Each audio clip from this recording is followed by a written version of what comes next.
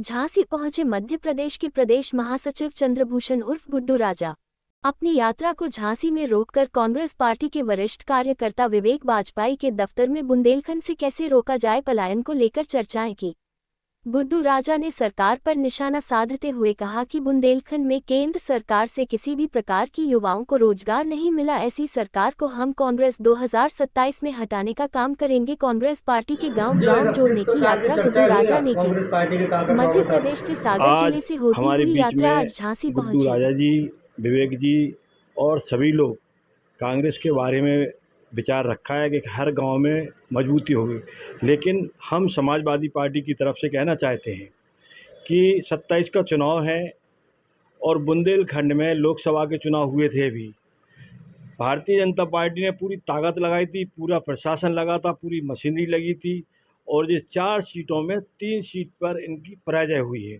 ये कहते बुंदेलखंड में हम जीतेंगे, हमारा कार्यकर्ता मजबूत है, हमारे कार्यकर्ता ने बहुत काम किया, किसानों के लिए बहुत काम किया, नौजवानों, यदि तुमने काम किया, भारतीय जनता पार्टी के लोगों ने काम किया, तो आप लोकसभा में चुनाव कैसे हार गए? 4 में आप लड़ रहे थे, 3 में हमारे यहाँ झांसी में प्रदीप जैन जी लड़ रहे थे, बड़े साधारण व्यक्ति थे, बहुत साधारण तरीके से चुनाव लड़ रहे थे और एक बहुत बड़े उद्योगपति थे। उन्होंने लास्ट में पैसा ना उपयोग किया होता तो यहाँ से भी वो सीट चली गई थी। इसलिए मैं कहना चाहता हूँ कि 2027 का चुनाव जनता निर्णय करेगी। जनता ने मन बना लिया है कि 2027 में यहाँ से भारतीय जनता पार्टी को विदाई करना है। रही इनकी लीडर की, इनका ऐसा कोई लीडर नहीं है। देखिए, झांसी केंद्र जगह है, मेन जगह है बुंदेलखंड की। तो यहाँ तो पूरे बुंदेलखंड की बात होती है, अगले शहर और जिले की बात नहीं होती है। तो झांसी देख रहा है कि कितना पीछे जा रहा है विकास में और भ्रष्टाचार में कितना बढ़ता आगे जा रहा है। रोजगार नहीं मिल रहा है झांसी जिले में, बुंदेलखंड में। इसी मुद्दों पे हमारी चर्चा हो रही है और इसी मुद्दे पे हम लोग कांग्रेसी सब इकट्ठे हैं कि हमारे क्षेत्र में रोजगार दो, लोगों को आगे बढ़ना है, युवाओं के साथ हैं हम लोग। क्या लगता है कांग्रेस पार्टी कितनी आगे तक पहुंचेगी अगले चुनाव में? सत्ता में बैठेंगे हम लोग।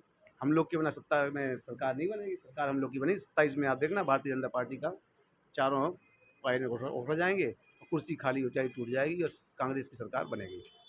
कौन से एजेंडे छोड़ेंगे क्या? सरकार में आने के? कैसा?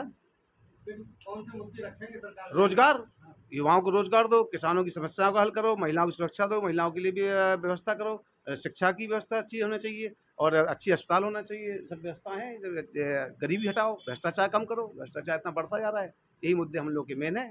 रोजगार सबसे बड़ा मुद्दा है, बेरोजगारी बढ़ती जा रही है, सबसे बड़ा मुद्दा है हम लोगों के लिए। अच्छा, बुंदेलखंड में झूला आई है, तो इससे कितना लाभ मिलेगा?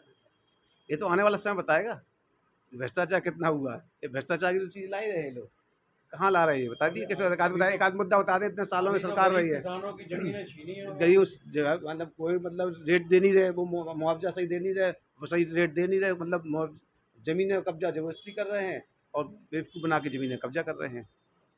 क्या लगता है इससे किसानों को लाभ होगा? आने वाला समय किसानों को कोई लाभ नहीं इस टाइम। देख रहे हैं आप, ज़मीनें हड़पने का काम जो भारतीय जनता पार्टी कर रही है, उनके नेता लोग कर रहे हैं, ये सब लूटने का काम कर रहे हैं। लूट खसोट बंद होना चाहिए। कांग्रेस पार्टी किसानों के साथ खड़ी है, उनके उचित दाम मिलना चाहिए, कांग्रेस उसके साथ है।